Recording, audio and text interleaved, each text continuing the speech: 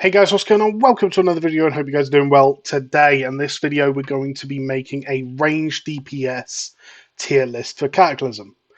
Now, I just recorded the melee one. That'll be coming out yesterday as you're watching this. And yeah, I'm going to go through the same things again as I talked about in the melee one, where I don't typically like tier lists. And the reason for it is because I don't think people explain the parameters that you're using.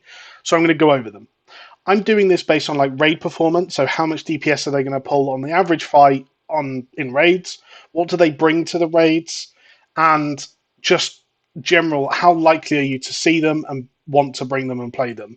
The melee one was very much followed the philosophy of what I believe Kata is, which is bring the player, not the class. And we'll see as we go through the range one what that looks like as well.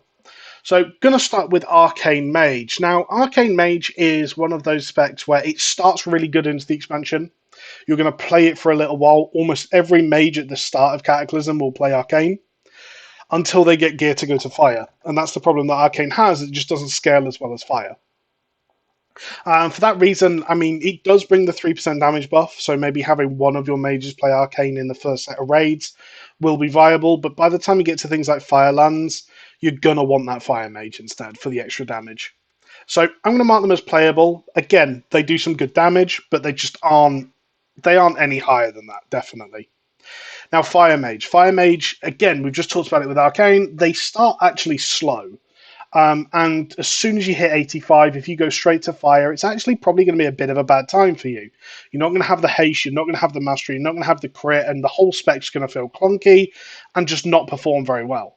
However, once you just start creeping into some of that like 346, 350 eye level gear, Fire Mage is going to start coming online, start outperforming Arcane, and once you get to that point, every upgrade from there is definitely going to help you as a Fire Mage. I'm going to put them as very viable. I'll be honest, that's probably the one where I'm close on, wanted in every comp. They really do a lot of damage, but we're going to leave them as very viable. Now, Frost Mage. This is going to be my first bad. Now, let me explain why before people shout. There is a time and a place for a Frost Mage in raids. Any fight that requires control, any fight that requires a very, very, very short burst. What do I mean by that? So, Halphus. I mean, you would never bring a Frost Mage for Halphus, but like any fight where you're going to, it's going to finish in less than a minute, basically. So, like heroic bosses, you could definitely play Frost Mage in heroics, and it actually wouldn't be a grief. But aside from that, I mean, they just don't have the damage scaling. They really are a PvP spec, especially in this expansion, and it's the one spec that, if brought to a raid, you'd probably just kick them, just unfortunately. So they're my first bad of the tier list. Now, Affliction. Affliction isn't likely to be the default spec for Warlocks in most raid fights, but it is going to be a good one. Now, Warlocks have the ability to play all three specs and have different situations where they're all good. Affliction is going to be good on any multi-target fight where it can keep dots up. In that scenario, I mean, it's absolutely going to pump. Things like Alishazor going into Firelands as well. Affliction Lock does do a lot of damage. So there are times and a place for Affliction Lock. It won't be every fight, though. So I'm going to mark it as playable. I'm sure people will main it and do absolutely fine, but I also don't think they'll be topping the meters, except for them specific fights. Destruction. Now, I haven't actually seen very many Destruction Warlocks, but from what I understand, they start very, very good. And again, they kind of have their niche of being able to do really, really big hits, kind of nice burst phases, things like that. But I haven't actually seen very many of them. Now, looking at a piece of information like Tory Veins, Destruction Warlock is ever so slightly behind Destruction in terms of like really low movement, and on AoE quite substantially. So again, we're going to mark Destruction Warlock that playable. It brings Shadow and Flame, but so do the other specs, as far as I know from Warlock. So it doesn't bring anything kind of unique, and Demonology kind of just does it better, from what I understand. Now, going on to Demonology then, Demonology is kind of going to be the default Warlock spec. On most fights, you're going to play that. It has big amounts of burst AoE, absurd amounts at times, and the ability to do really, really good single target damage without much switching between talents or anything like that. You're pretty much going to have your total toolkit there the whole time. So we're going to put Demonology Warlock into the very viable category. Now, Boomkin. Boomkin brings one of the best combat reses, and I say that because you can do it in form. You're not going to lose too much by doing it. You're not burning runic power like a DK has to, which is a lot of runic power. It's actually quite hard for them to combat res. It's a very, very good option for a combat res. It brings Innovate to the group if it's needed. Wild Mushrooms gives you a high amount of burst AoE DPS. Starfall gives you that cleave option. So they bring a really nice damage toolkit. And again, I'm actually going to mark them as very viable. I think good boomies are really, really going to pump. Elishami. Now, this one hurts me because I want to put this just straight at the top, not even talk about it, but we'll talk about it.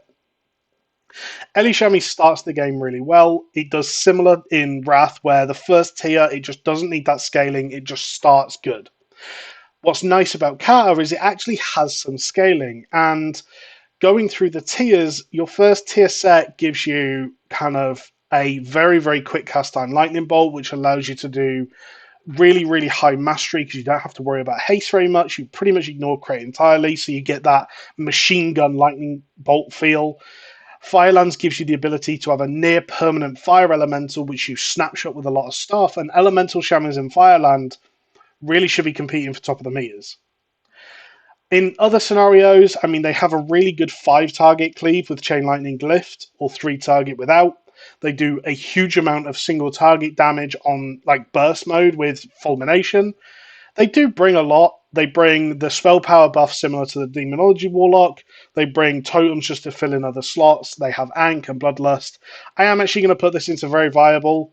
I think they're going to be good, and you're pretty much going to want one in most raids. It also does have a unique toolkit for dealing with some boss mechanics. Now, Shadow Priest. This is the one where I think we're going to see the first wanted in every comp. Shadow Priest brings a lot of damage, brings a lot of cleave damage through Mindseer, multi-dots on council fights. It also has that opportunity, scales well into the expansion and gets better and better in every tier. It also brings significant amount of raid healing. It brings Hymn of Hope, brings Divine Hymn still, I believe.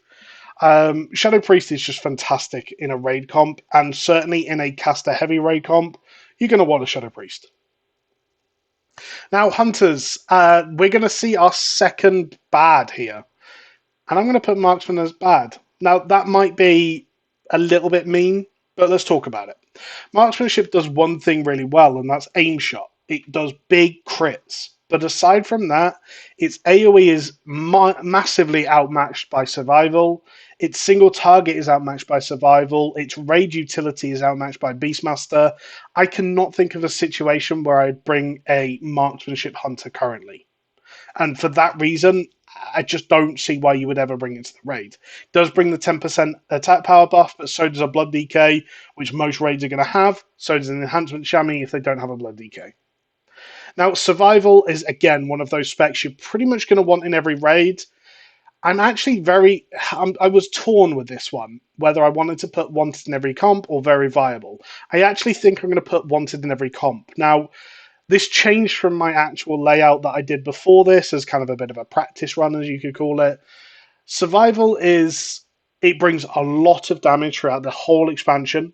It offers great amount of raid utility. It brings the melee haste buff. It brings traps, brings misdirect, all of which are helpful tools. The amount of bosses where I've relied on a hunter to misdirect adds to me, or put traps down to allow me to kite, things like that.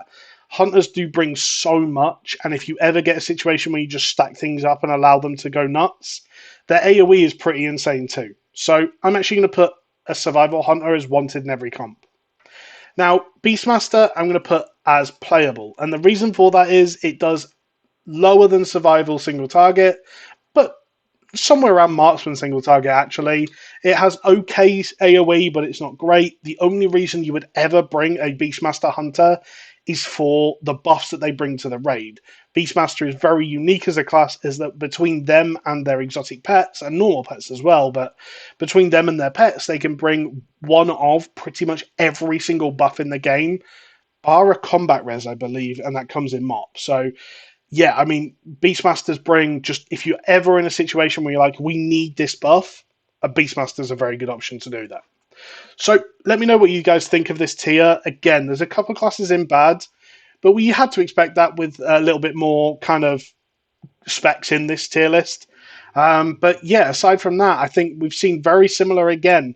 Play the spec, bring the player, not the spec, bring the player, not the class. And if you're very good at one of these specs, you will be absolutely fine in Kata. Multiple, even better. Thanks, guys, for watching. More videos coming soon, and catch you later. Bye.